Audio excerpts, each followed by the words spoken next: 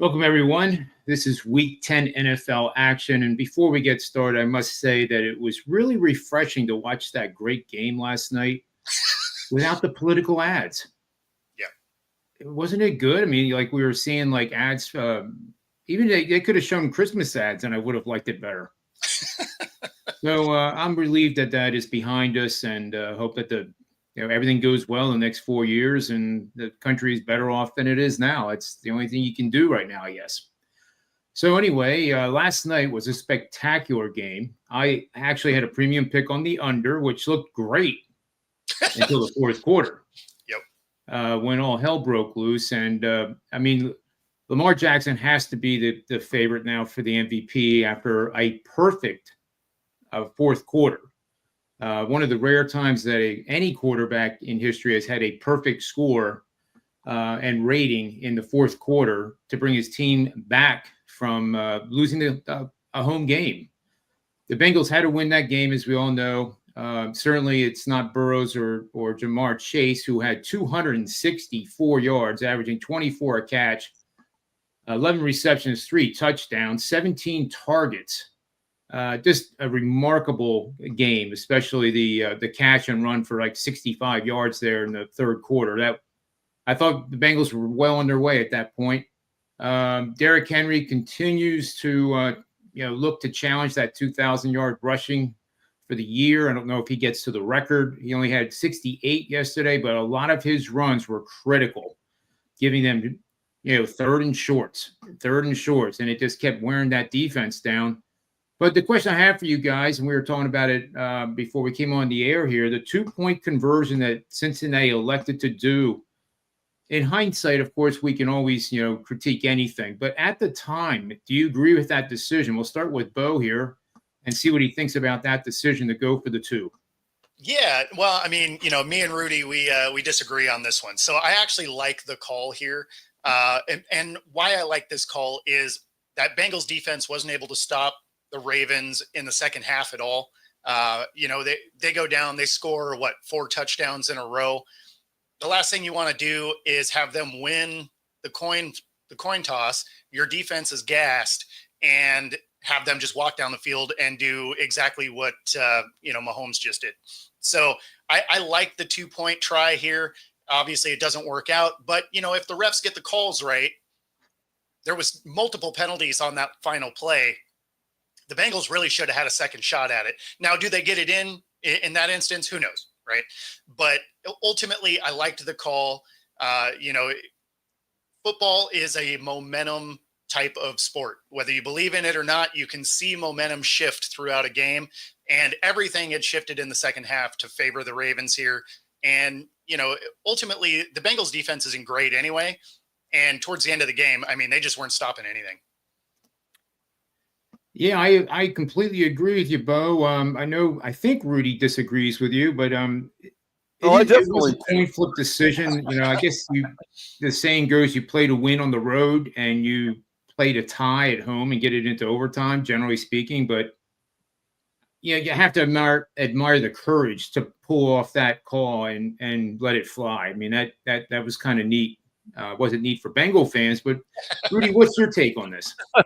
Look, the bottom line is, if the roles were reversed and the Bengals were the ones in possession, or excuse me, if the Ravens were in that possession, I wouldn't have trusted the Ravens defense, offense in order to get that ball downfield. Bengals defense were playing lights out. They stopped Derrick Henry for a season low yards in that game. So what that means is that you're able to stop the run, and they didn't do too bad in the passing game either, even though they did allow a few chunk plays when the Ravens had those possessions in the secondary for the Bengals. Now, yes, they were gifted a lot of yards, a face mask here, penalty there. It was just an ongoing, almost blunder by the Baltimore Ravens, and we've seen this kind of meltdown from them before. Well, it was really on display last night. Now, with that being said, I don't know that I would have gone for it because the Bengals, and look, coaches always tell you, get the points if you're in the red zone and you can't punch it in for second or third downs. And then what happens?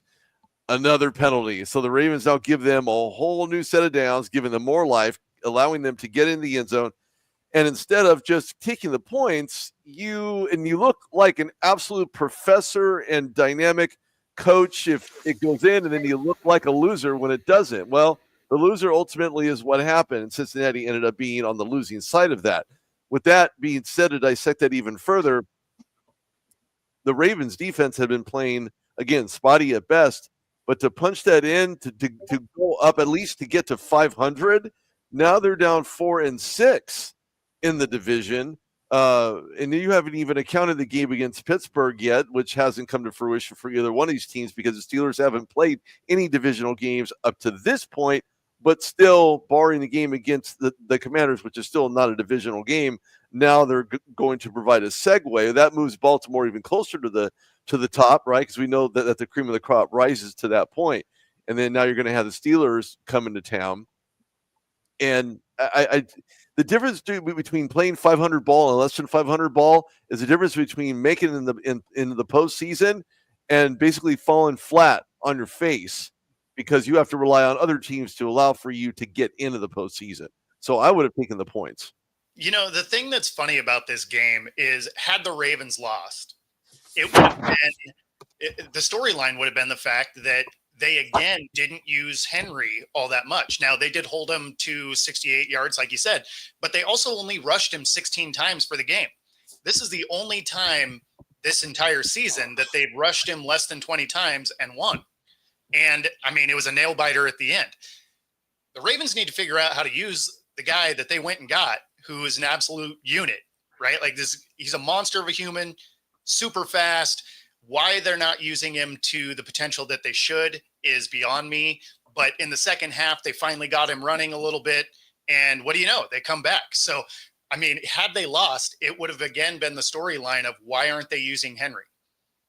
Well, again, you got to look at the amount of yards that he received. You know, he was able to accomplish that entire game, which was not much at all. And now he wants to be given accolades, or not him per se, but he's being given accolades in regards to, this 100-yard rushing and blah, blah, blah. Look, that game was weak sauce from a rushing standpoint for Derrick Henry. He's done and committed over 100 yards in every single game up to this point in the season against a very stingy Bengals defense, which, to be quite honest with you, did not look good early on in the season and now have found their whim. With that being said, Derrick Henry is the same guy, but harder to tackle as the game goes on.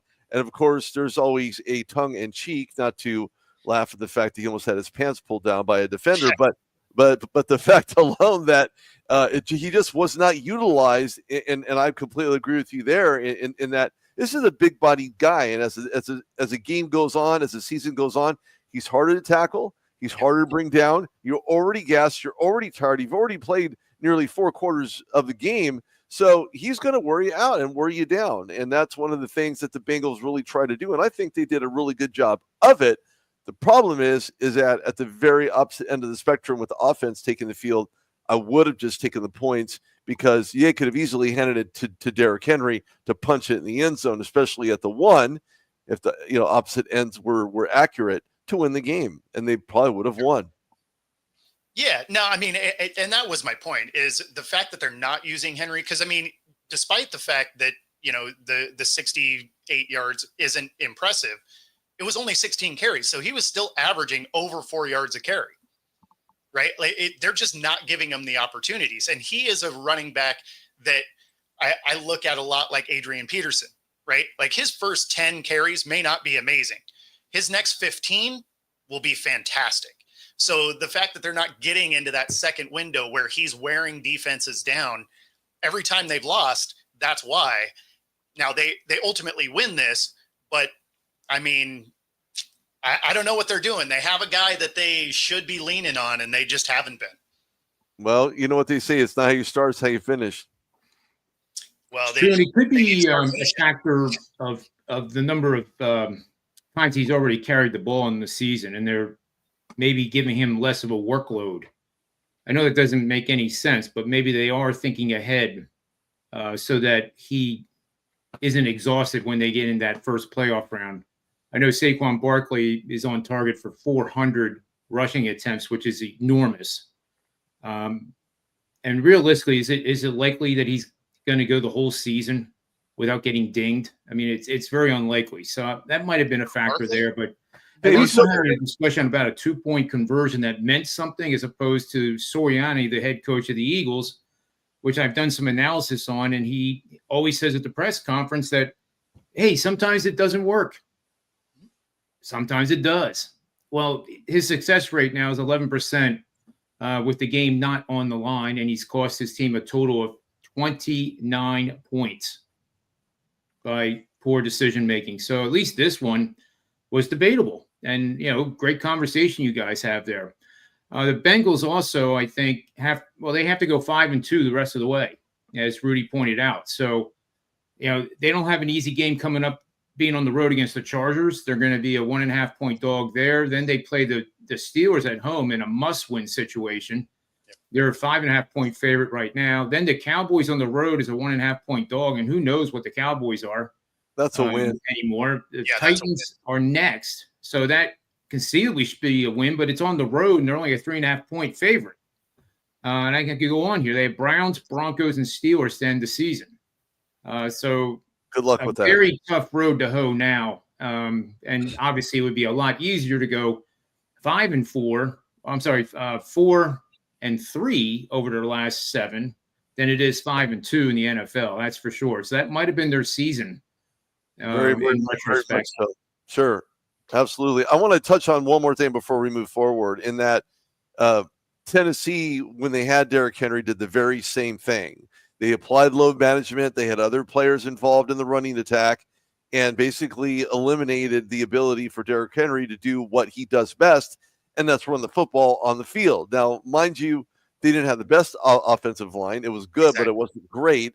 But at the same token, you have to rely on the guys around you in order to open those gaps. If they don't open the gaps, you can't run through. It's real simple, unless you get thrown to the ball and been given the ball in the flat. And that's really the only way you're going to do anything, which ultimately what happened in Tennessee when he was thrown to the ball in the flat, is able to make things happen on the run and many yards per catch. And that led up to one of his great seasons from a running back perspective.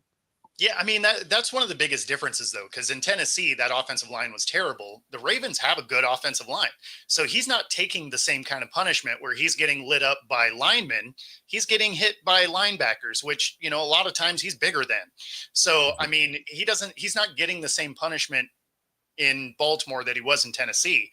So for them to not be using him, like all the games that they've blown people out, he's had 25 carries or more, right?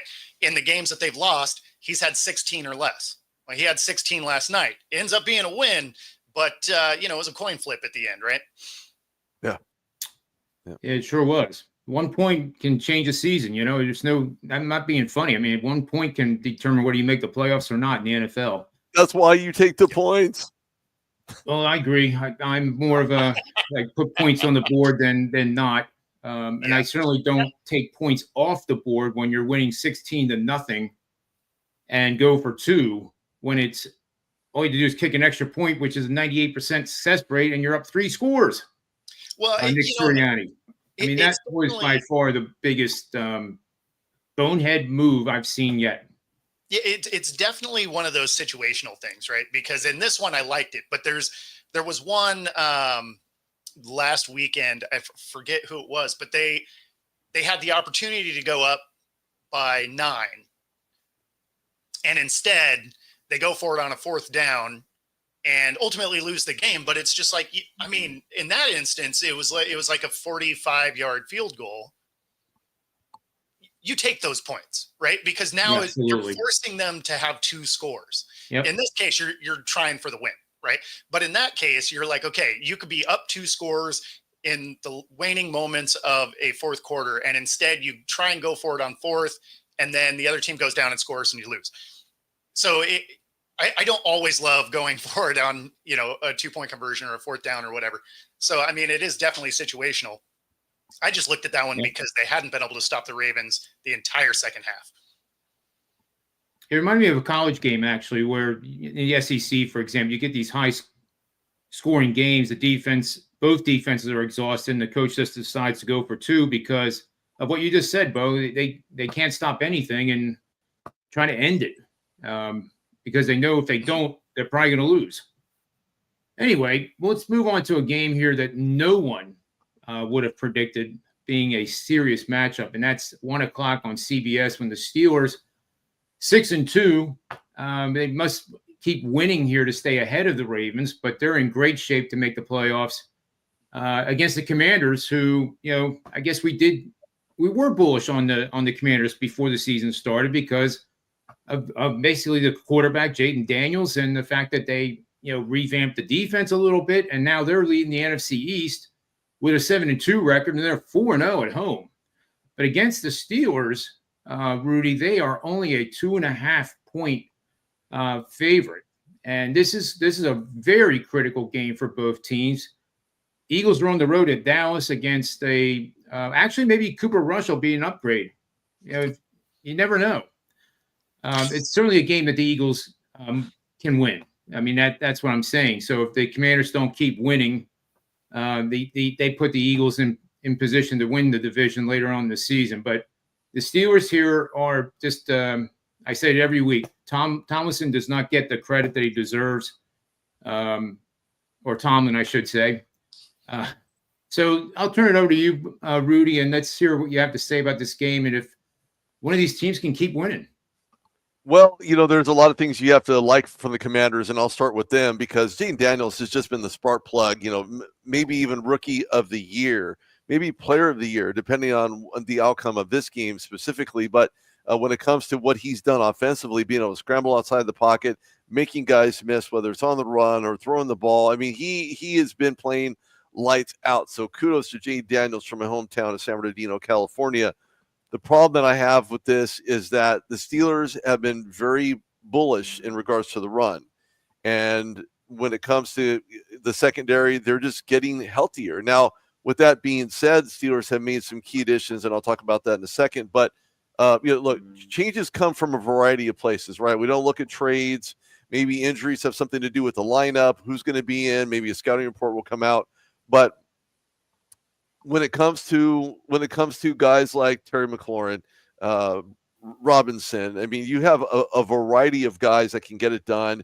And to be honest with you, the Commanders are looking at 13-3 season at home against the Steelers walking into this game, but then they've lost 2 in a 2-game streak against Pittsburgh. So again, one of those things where you look at the Steelers being opportunistic, not only up front, with the tackles for loss, forced fumbles, things of that nature by TJ Watt and company, Alex Highsmith, Cameron Hayward.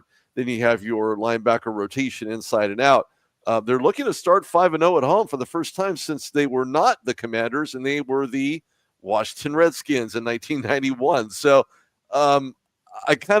this is a pretty good matchup. It's probably, at least in my opinion, game of the week for a couple of reasons, because on the other side of the ball, you have a guy who, and actually 2 guys, one revamping his career, the other guy has already lived out the majority of his career, and that's Justin Fields and Russell Wilson. But then on the offensive side, they went into free agency and acquired a little bit of this, a little bit of that, and ended up getting Mike Williams from the Jets, who, himself coming back from an ACL injury. What does that look like for him? I don't know. Is he working his way up and possibly a guy that can find himself playing maybe in a snap or 2, as well as Justin Fields under center in place of maybe Russell Wilson, or maybe switching out quarterback by committee? This is going to be good. Calvin Austin coming off of a spectacular 1 receiving touchdown, 1 special teams touchdown, run that sucker back for over 80 yards. So between Freiermuth possibly getting a couple receiving touchdowns, and then don't forget, in the secondary for the Steelers, you have Beanie Bishop picked up all the New York teams. There isn't a New York team left he hasn't picked off of between the Jets and the Giants. And the total defense, they're about 24%, so they're doing their job. The only question I have is whether or not they can stop the run. Now, they did go into free agency and acquire another guy who I think is going to be a solid individual moving forward for the Steelers. But we're going to find out what that looks like. Steelers are 9th overall in total D. And their turning over differential is actually pretty good at +10. So Steelers doing it in all phases: special teams, offense, defense. They're so, and that's why this game is so critical, is because on the other side of that coin, so are the Commanders. So this is going to be very, very tough matchup for both teams. I look at this is going to be a relatively low scoring game if both defenses can get in the backfields respectively and get to those opposing quarterbacks to cause havoc. Is the Steelers' offensive line better than they were last year? Absolutely. Were they going to be able to handle the pass rush by the guys up front for the Commanders? I think so. They'll do a relatively better job. I think that could be the difference maker. Najee Harris, not quite there yet in the running game, not getting the kind of yards that we're looking for, at least what I was looking for. But I think the Steelers themselves have a pretty good matchup, whether they're on the road or at home. It really doesn't matter. They've been playing very, very well. So this is probably going to be a very tough call. I think the Steelers end up getting out of this with at least 3, if not able to stop the Commanders going in for 7 on the other end of that coin. I like it, Rudy. And looking at the stats here, Pittsburgh has one of the widest point differentials in the league. They scored 23.4, ranking 13th, so a little bit above average of the league. But their defense is number 2 and allowing 14.9 points per game. And I think that is the difference maker going forward. Points per play, they also rank second defensively, 0.252 points per play. Conversely, the Washington defense is kind of like the Pittsburgh offense, that they're kind of a little bit better than average. But Washington's offense is number 3 in the NFL, 29.2 per game. They're number 3, 392 yards per game. You mentioned McLaurin. 6 of Jaden Daniels' 9 touchdowns have been to him. So they have some real nice chemistry going on there. But of course, it wouldn't be a show without one of my algorithms, right? So here's what I'm going to show you. We are going to bet on the Steelers, and this is the situation. We're going to bet on any team that has scored points in 11 of their last 12 quarters. And it's hard to imagine that the Steelers have actually done that because we don't think of them as being offensive juggernauts. The team is the underdog and priced between 3 and 7.5 points, which they are. The favorite has gained 800 or more yards in their last 2 games, which the Commanders have done. 26 and 27 straight up, 36, 15 and 2 against the number for 71% winners. It tells us to bet on the Steelers. I think Rudy is also leaning towards the Steelers. Is it going to be unanimous, Bo, that we're all 3 on the Steelers? No, I actually kind of like I like the Commanders at home here. Now I don't know. I mean, it's a 3-point spread, right? I mean, they're getting the home field advantage, so it's not like Vegas really believes in them either. But I like the 2 additions that the Steelers and Washington made, right? Mike Williams at wide receiver for the Steelers isn't really going to be a factor in this particular game, and only because it's a short week. It's harder to get receivers like timing down with their quarterbacks. On the other end of that, though, both teams pick up defensive players. Obviously, Washington grabs Lattimore, which is a huge pickup for them to help solidify that secondary. And then, of course, the Steelers grab Preston Smith, which, will line up opposite of TJ Watt. So that pass rush is going to be no joke from the Steelers. I do agree that this will probably end up being a lower scoring game, and they sort of match up strength against strength, right? Steelers defense against Washington's offense that has been fantastic so far. I do like the home team here, but this is one where, again, it's a coin flip kind of game. I'd probably keep my money in my pocket. Interesting stuff. Let's move on to the big rivalry that doesn't exist anymore. The Philadelphia Eagles taking on the Dallas Cowboys. 20 years ago, I guess this was a pretty big rivalry. Dallas was called America's team back then, and most people didn't really appreciate that as much as Jerry Jones did. But with Dak Prescott now out, and we mentioned Cooper Rush earlier in the show, and I tongue-in-cheek said maybe this is an upgrade to have him in the game. It's going to be harder for the Eagles to game plan for him, but they have played against him and lost just last year. So the number seems a little high to me. And I if Dallas wasn't so dysfunctional right now and trying to do their Texas imitation of the New York Jets, I would be more bullish on Dallas here because they are a desperate team, much like the Cincinnati Bengals. So I'll turn it over to Rudy here and see what he has here. And remember, Ron Jaworski might be listening to you. Well, no offense to John, no offense to Jaws, but when you look at the Eagles, they're playing kind of weak right now, and I'm not suggesting that they are weak, but I'm saying they're playing that way. There's outside of that backwards hurdle jump by Saquon Barkley, there isn't a whole lot to like about this Eagles team. There is no fluidity offensively. Hand it off, and then let's hand it off some more. I don't know that the Eagles can really do anything at home. They haven't played that well at home, but they're playing basically on the road against a team who really has no identity. I mean, we have one that barely has one, and there's another team that, on the fence, but Dallas really doesn't have an identity right now, and they're losing games they're supposed to win, at least expected to win. And I think that the Eagles can do something here on the road. Now they can push their record of 7-2 if they take over a very easily and handily type of game against Dallas. Now, funny thing is about that is over the last couple of weeks, there's been a chance the Eagles could either win or basically lose the game.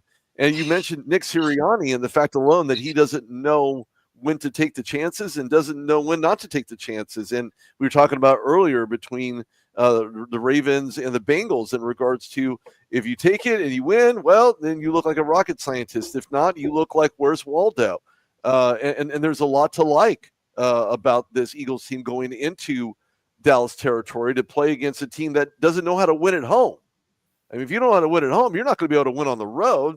And I look at this game thinking to myself, well, A.J. Brown, wide receiver, could see some daylight depending on what his injury status looks like. If he does suit up, he's going to be one of those guys that's going to be targeted and looked at quite often, especially in that very easily handled Dallas secondary. We don't know if Deron Bland is going to play. He's slated to start, but we'll see. There is no guarantee. So is that going to be a good matchup between Deron Bland, former Fresno State, secondary guy, against A.J. Brown? I think that's going to be a matchup you need to watch for. Because if Saquon doesn't get the ball, A.J. Brown could very well be that guy to get the ball in the secondary. There's no guarantee either one of these teams are going to look very good, but I can tell you this, if there's any betting money, I'd bet the under and take Dallas on it. But as far as who's going to win the game, that's going to be the Eagles. Yeah, I agree. One thing that the Eagles do, they're ranked number 1 in percentage of rushing plays executed, and in large part because of Saquon Barkley. And without him on that team, I would hate to see what that record would really be. Saquon has rescued Sirianni so many times. And to your point, they're up 16-0. They go for the 2, which is the most mind-blowing decision I've ever seen a head coach do. I guess I could think of ones that were worse. But why you don't kick the extra point and make it a 3-possession game is beyond me. I mean, that's the crap that gets you fired.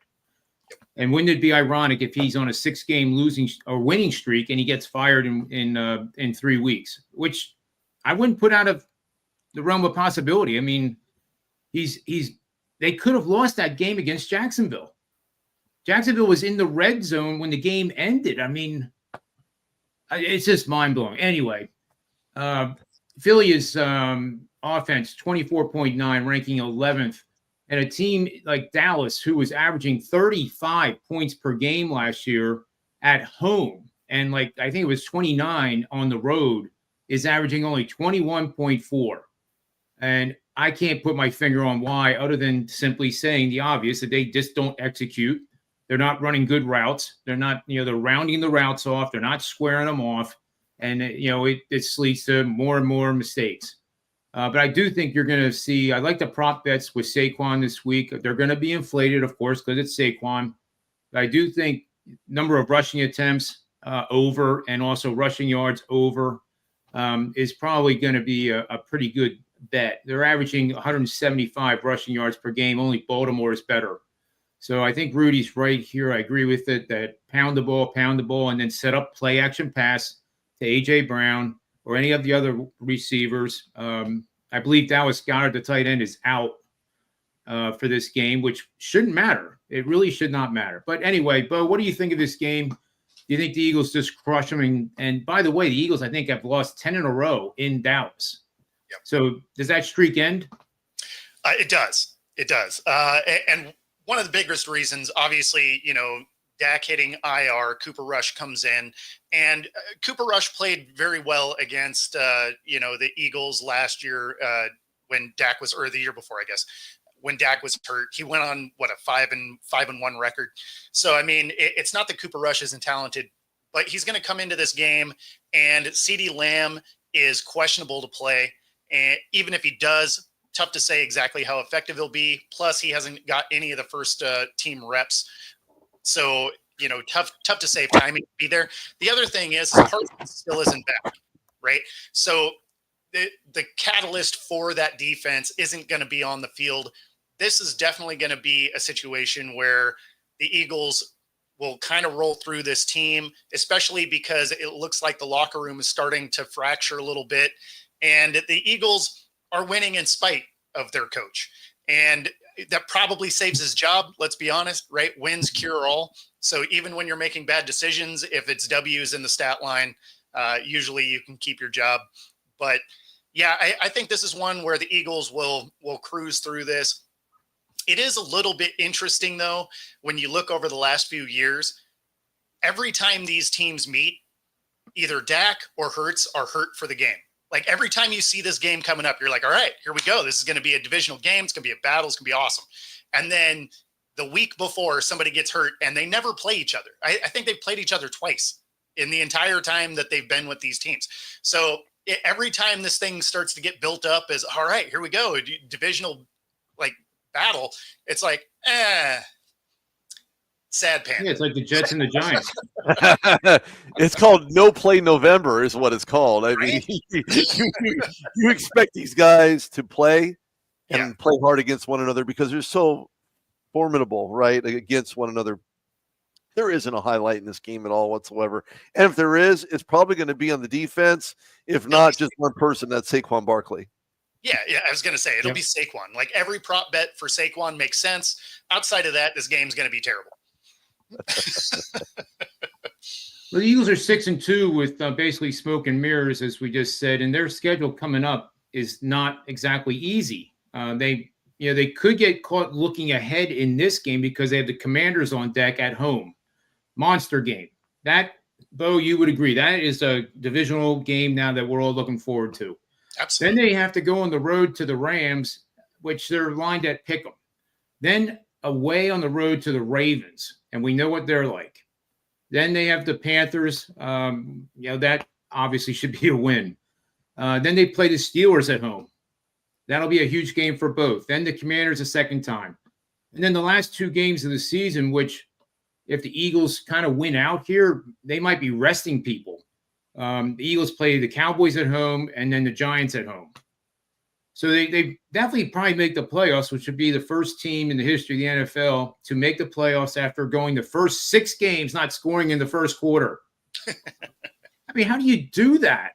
I mean, it actually takes skill not to score in the first quarter, I think. But seriously, I think the Eagles are going to make the playoffs, and then it's a question of if the Commanders can continue their winning ways. It's the first time that franchise has been winning in God knows when. I think Rudy said 1991. Or whenever it was. So I guess that was the Steelers. For the Commanders, it was back when they were winning Super Bowls in the 80s. I always remember the Hogs. Yeah. And the men would put on hog mask and wear the nose. Yeah, Joe Gibbs. What's ironic about that is they're really piglets right now compared to the size of our current offensive linemen. The average weight of the Hogs back then was 256 pounds. That's a linebacker now. Easily. Yep. I'll take the bacon. Anyway, cast the bacon. I think we have this one. The last game we're going to do before we go to the best bets is Kansas City and Denver. And the first question I have for Rudy here, and I'll break down the game after his comments here. Is there a team out there? I'll put it this way. Is there a team not named Detroit that's in the AFC obviously the lines are not in the AFC, but is there an AFC team that can beat Kansas City and prevent them from going for their third consecutive Super Bowl championship? Well, there is, and there's a couple of teams that could actually give them a little bit of problems, at least to default them from taking the crown of being the undefeated team. Is now the ice for the Miami Dolphins is starting to melt. They're looking for that not to happen. So we'll see. But a couple of teams that I think they'll have problems with, we just mentioned the Steelers. I think they're going to have a hard time against Pittsburgh. The other team within the AFC, obviously, is the AFC East, and that would be Josh Allen and the Buffalo Bills. Why? Because Kansas City is 1-3 against the Bills in the regular season, and then 3-0 in the playoffs. So we know playoffs are a different animal. They come to play differently. You play differently. Your mentality is different. It's a win or go home situation, and the Buffalo Bills do have a top 10 scoring offense and a defense who has kind of found his way, at least trying to find his way continually with snaps and being able to put together proper reads and long drives and be able to march down the field to get their team in the end zone to push this game forward. But then here comes a Houston team that has dropped two in the last 3 games, 2 of their last 3. So it looks as though they could be, even without Nico Collins in Houston and Azeez Al-Shaair and Jimmy Ward, who missed the Texans week 9 loss with some injuries associated with it. But I think Pittsburgh has a very solid chance of beating them. Don't forget, we already knew they beat Tampa Bay. They played Denver, which could also be a tough out AFC West opponent, right? Because again, familiarity plays a role there. Buffalo, Carolina, Raiders, that's a win. Chargers on Sunday Night Football, that can go either way. I think that's more of a win for Kansas City. Browns, that's a win. Texans, that's a tough one with C.J. Stroud under center. Steelers on Christmas Day, which would be a great gift for me considering I'm working and reporting the news at KMPH. So I'll be able to watch that game on the nightly, which anyway, that is what it is. And then Denver again in week 18. So a lot of teams to like. Now, here's a sidebar to this. Kansas City Chiefs have the best, or I should say the highest win over and under in the NFL right now. They're at 110 with the line at 14.5, and they're under at 110. So you can't really go wrong with this team getting into the playoffs, and or it gets even dicier when you talk about the Super Bowl at plus 425. So this is tough. I just don't think Kansas City does it often early enough. Because, again, playoff football is differently. I think they'll have a problem against the Steelers, and that could be the gift that the Steelers want, is to prevent Kansas City from going undefeated. Yep. The Steelers right now, based on my power ratings, would be about a 6-point dog on the road, assuming that Kansas City has home field advantage, which they should. Obviously, Kansas City has to keep Mahomes healthy. He has to remain upright and not minimize number of hits on him to assure themselves of going after that third consecutive Super Bowl. So Buffalo, it's interesting because in my rankings, Detroit's number 1. They would be on a neutral field. They'd be a 3-point favorite against Kansas City in a Super Bowl type of thing.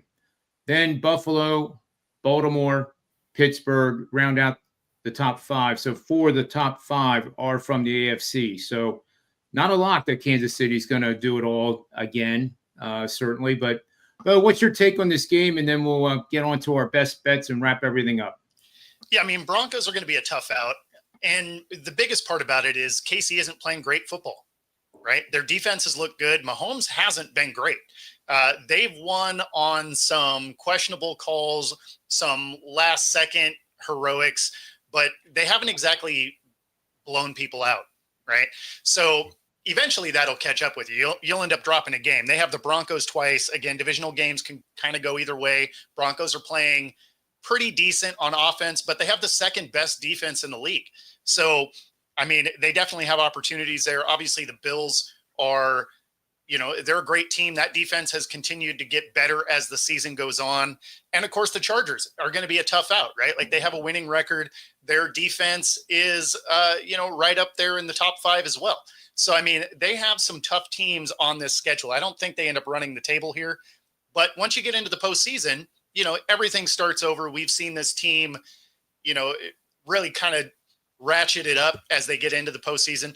So tough to say that any of these teams take them out. That's something we have to wait and see. But I would imagine some of these teams that are going to be in the playoffs on the AFC side have a legit shot to take them down, especially because of just kind of where this offense is and kind of how underwhelming it's been, despite the fact that they're undefeated.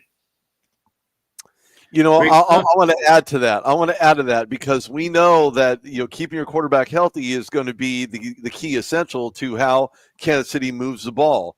They don't have a great backup situation. I mean, Carson Wentz, okay, sure. We know what we get from Carson Wentz, and he was good in Philadelphia. Then outside of that, been kind of a bomb everywhere else that he's been. However, you're right. Patrick Mahomes has not played his best football. I'm just saying. He hasn't played his best football. I'm still waiting for him to play his best football. He got a spike, I guess, in his calf or in his high ankle area in his leg, which kind of prevented him from running and being that elusive outside of the pocket. The more pressure you put on him early and often with design blitzes that are designated to get into the creases and folds of where his comfort zone is, then you have to worry about that QB spy in the secondary to come up to make that stop, albeit a safety, especially if you're in a dime, right? So there is a lot of moving parts, still tons of football to be played. I don't personally think that Kansas City is going to walk away with this with a perfect record. I just don't. There's too many talented teams to take them out. Especially that are still in their way, right? Like they're still on the schedule. So, especially 4 division games still on the schedule. Not that the Raiders really count, but they're on there. That's a good point. Well, let's move on to our best bet, shall we? I'll lead off here as always. By the way, we're still at 70% winners. It's technically 69.6. 17 and what would that be? 17 and 9. No, what? No, it'd be it's like on the thing there. I know we're like 17 and 6 is our combined record on the shows that we've done, which is clearly outstanding. But if you're listening to this and you're going to tail our picks, don't assume that we could easily go 0-3. It's very hard to maintain a 70% clip, although we are going to do our best. And my best for the show this week is I'm going to take Najee Harris over rushing yards. I was on the fence with doing him or Saquon Barkley, but I think he's going to get a lot of touches in this matchup. And I like his numbers rushing attempts, or if you prefer rushing yards, I'm indifferent between the two. But for the show, over rushing yards for Harris. Rudy, it's your turn for the best bet. I like Jared Goff, and there's a lot of reasons why I like Jared Goff. This guy is a comeback player of the year type of conversation. Not that he was, because this is a rinse and repeat from what happened last year. But Jared Goff, I'm going to take the under on this. And his passing yards should rank anywhere between 250 to 275 against a very poor secondary. And I think he's going to take advantage of it early and often against Houston. So I'm taking Jared Goff, and I'm going to take the under on this as well. And that is my player prop bet for the week. Awesome. And last week, Bo had a winner with the over in the Buffalo-Miami game, which was a non-sweater. That was going over before the game even started, I guess. They scored a ton of points. What do you have for us this week? Yeah, so I like Arizona to win outright, despite the fact they're a 1.5 point dog to the Jets. The Jets have so much chaos around that organization. They haven't really found their footing after firing their head coach. Their defense has kind of started to slide a little bit now that their DC is their head coach. There's game management issues there. He hasn't been able to get on the same page with his receivers. Lazard is now injured and done, I believe, for the year. So there's a lot to not like about this Jets team. And where you look at Arizona, it's a very scrappy team. It's young. It's a little bit ahead of schedule as far as the way that they're playing. I like Arizona to win outright. Awesome stuff. So there you have it. We have Jared Goff under passing yards from Rudy. Arizona is Bo's pick, and my pick is over Harris rushing yards in the Pittsburgh Steelers game. So there you have it. Gentlemen, I appreciate your time as always. It's always a great show. And until next week, always remember to bet with your head, never over it, and may all the wins be yours.